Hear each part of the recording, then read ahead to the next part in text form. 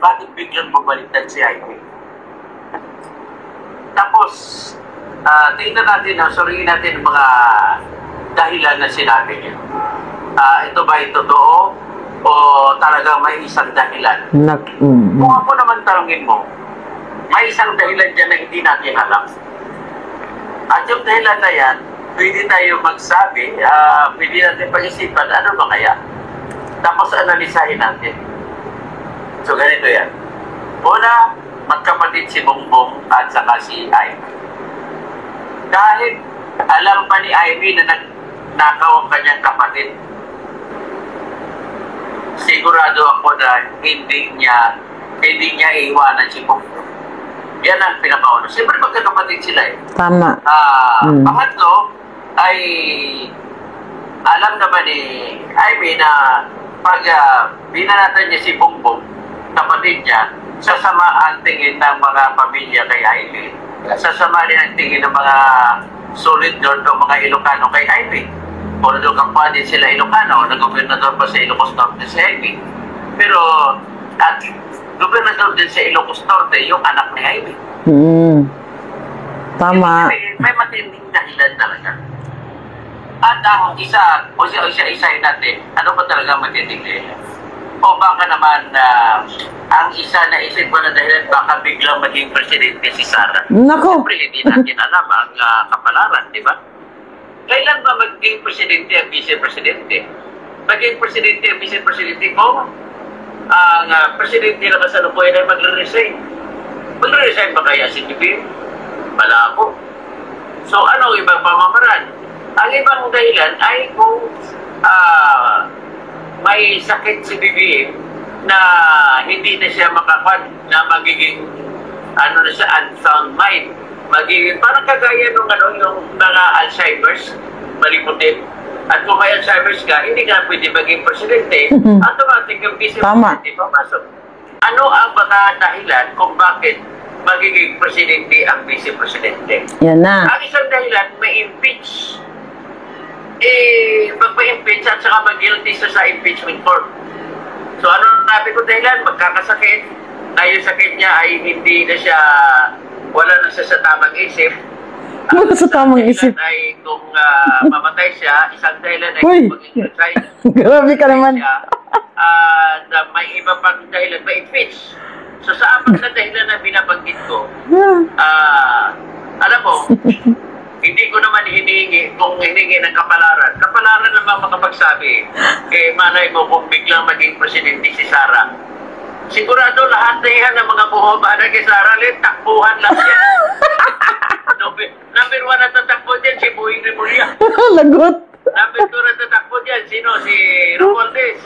Patay. Number 3 na tatakbo, Papalayo. Sino ba? Si Benjamin. Si Torre. Dami nila tatakbo sa kangkungan, sila lahat siya pupulutin. Kaya ano naman, kaya ang dahilan, bakit siya bumaliktad at si Sara Duterte ang kanyang talagang pinaglalaban. At ano naman sinabi naman ni Ivy noong kanyang sinabi na pagkipaglaban niya para kay Sara? Tingnan natin. Ang unang dahilan niya ay sabihin natin hindi niya gusto yung ginawa ni BBM na kanyang kapatid. Bakit hindi niya gusto? Kasi po, sa kanyang pag-iisip, pinalayas na nga sila ng Pilipino noong 1986. At tapos na nakabalik sila, pinagbibigyan na sila ng Pilipino na makabalik. So dapat, ayusin ni BBM ang utang ng tatay niya na may baliktad lahat. At ang lahat ng pagtingin ng tao ay mapapatawad na sila ng tao. Pagkos, hindi ginagawa ni BBM. Pagkos, ang ginagawa niya ay kung ano-ano ginagawa niya na nakakasira. Sa kagaya na dami niyang mga pangako na hindi natupad. Number 1 dyan ang pangako na hindi natupad, yung magiging 20 pesos ang isang kilo ng bigas. So, number 2 ng pangako, marami pa ibang pangako, hindi mo na kailangan. Malapit na! Oh, yung ratings niya sa survey. Yun yung bumaba, 25%. Yung bigas, hindi bumaba, hindi naging 20 pesos. Pero yung survey niya, bumaba naman. Ikaw talaga, 25%. Ang mga bagay, yung pag Sabihin natin, pag nanakaw ang nangyari nung pinuha nila yung 89.9 billion na punto ng PhilHealth. At inilagay ko rin sa general fund, yan pala para gamitin sa kung iba-ibang mga bagay para manakaw nila ang pera. Tapos tumuha din sila ng 170 Naputol. Nawala. Hintayin lang natin. Kasi 117 billion mula sa PDIC. At saan naman na dinala? So lumalabas lang sa hearing ng Supreme Court at lumalabas yung kanilang mga katwiran na ginagamit ay invento dapat.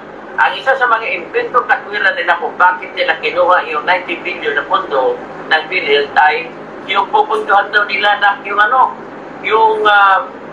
yung Panay, Negros, Guimaras na mga tulay.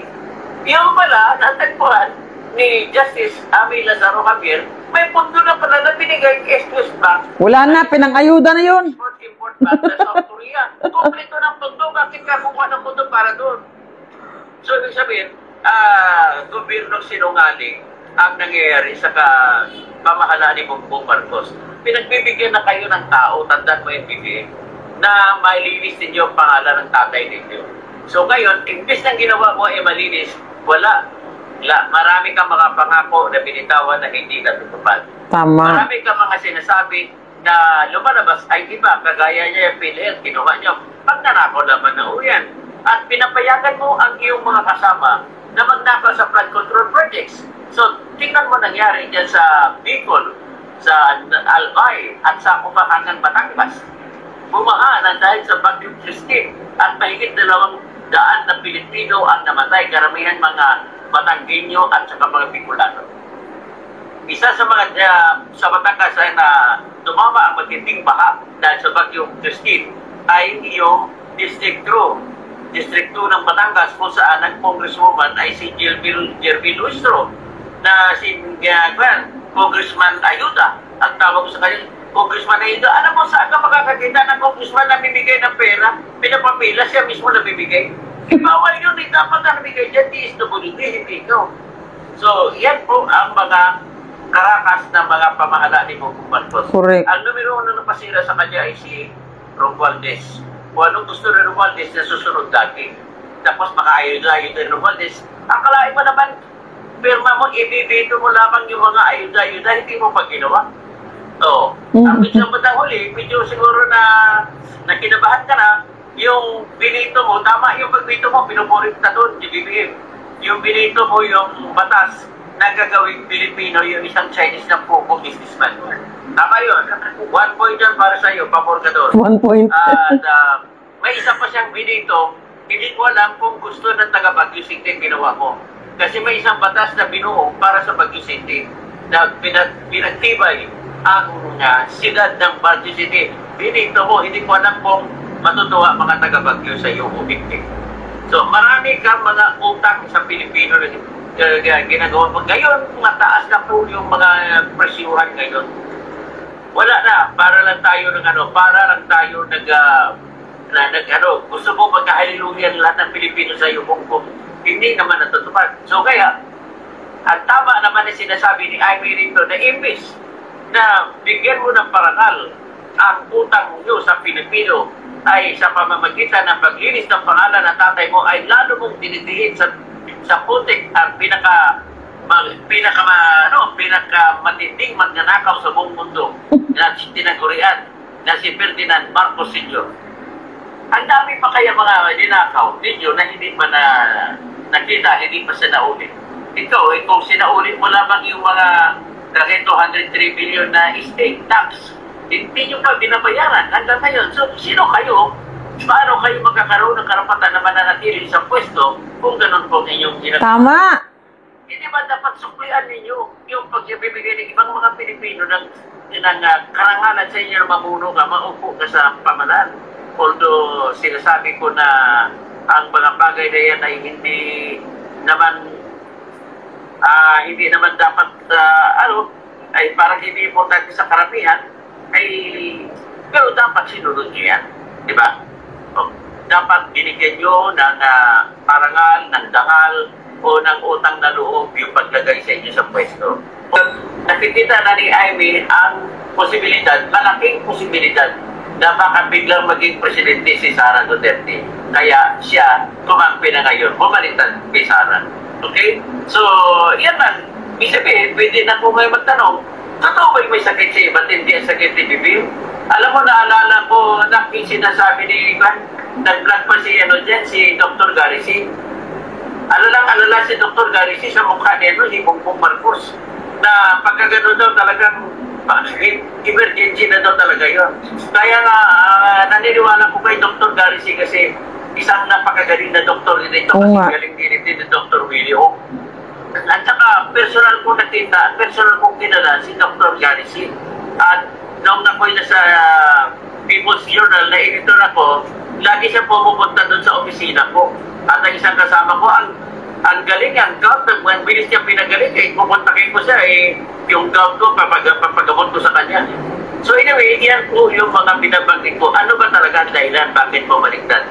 At nung bumaliktad siya, nagpalabas pa ng advertisement na itim. Unitim. Itim. Anong itim? Inday, Trust, Imelda Marcos. Ivy Marcos. Oo. So gano'n, ang galing isa lang ang ibig sabihin bakit sobrang lakas ng loob ni Ivy. Yun ba ay nakakasira ng kanilang samahan sa alyansa? Nakakasira ba sa kandidatura niya? Naniniwala po ako na hindi nakakasira. Tapos nakagdag po sa kandidatura ni Ivy Marcos yan. Wala ko na, kung survey natin pagpapaniwalaan, nasa bottom below top doon niya si Ivy. So, kung baga, naghanap din, karapatan na maghanap ng kapalaran niya kung saan siya huhugot para manatili at mananalo mag-senador. So, dito, talagang yung nakita niya, pasalamat naman din kami ako, personal na pasalamat at nakita niya yung punto ko na ang pag-aristo kay Digong ay illegal. Bawal sa batas yung ginawa. Kaya, ang ginawa niya, nagpa-imbestiga siya, ayun, lumabas na ang lahat. So, ang armas naman ito ni Mr. Boy Rebullion, si Mr. First Impression siya. Ginagamit niya ang salitang first impression para depensahan ang lahat ng mga kasamaan na gusto niyang gagawin. So, ganun po yan. So, ngayon, iniisip ko talaga na bantayin niyo lang sa punto naman na babasa ko mga vloggers ng mga dinis, ay ayaw lang kay Ivy, pero dahil si Sara nang humingi, ipupunto na lang daw nila si Ivy. So, pag ganun maramang, ang mangyari yan na yung dati 12-0 sa para alyansa. Ngayon 12-0, ang nagdadagdagan ng PDP ngayon Kompleto sila ngayon ng 12. Si Camille Villar, si Aimee. So, plus 9, na 20 na sila. 12 na. So, kaya. So, ngayon, pag sinabi mo 12-0 pabor sa mga DDS. Yan ang mangyayari po sa ngayon. So, itong marami mga ibang mga vlogger na kunwari mga magagaling, hindi ko na magiting kung sino sila. Akala mo, tama sila lagi. Tinitira ko nung pag DDS ka, masama sa tingin nila. Sila wala na ibang maganda. Kundi pag tumira ka ng pag-question mo pag-aristo ay sabihin lang ng fake news ka. Sila laging hindi fake news. Walang kwenta na mga vlogger na nag-twist. Imbis na makatulong kayo kung anong totoo, yun dapat ng ating ipaglaban. Tama. At sa akin, totoo naman na hindi naman bigla na lang hinugot si Digong. Totoo naman na si Digong maraming kaso. Totoo naman na ako naniniwala na guilty si Digong. Pero para sa isang kriminal na bastusin mo yung process ay hindi mo ang kriminal ang binabastos nyo. Correct. Ang bansa natin. Kasi ang bansa natin mismo nag-uutos lahat. Walang pera, walang pinipili. Kahit sino, guilty ka man o hindi, lahat ay may karapatan sa due process. At kung ikaw aristuhin, kailangan respetuhin mo Republic Act 436 na babasahan ka ng Miranda rights na nagsasabi ikaw ay may karapatang manahimik at may karapatan kang kukuha ng isang abogado at kung hindi mo kaya, bibigyan ka ng bansa ng isang abogado.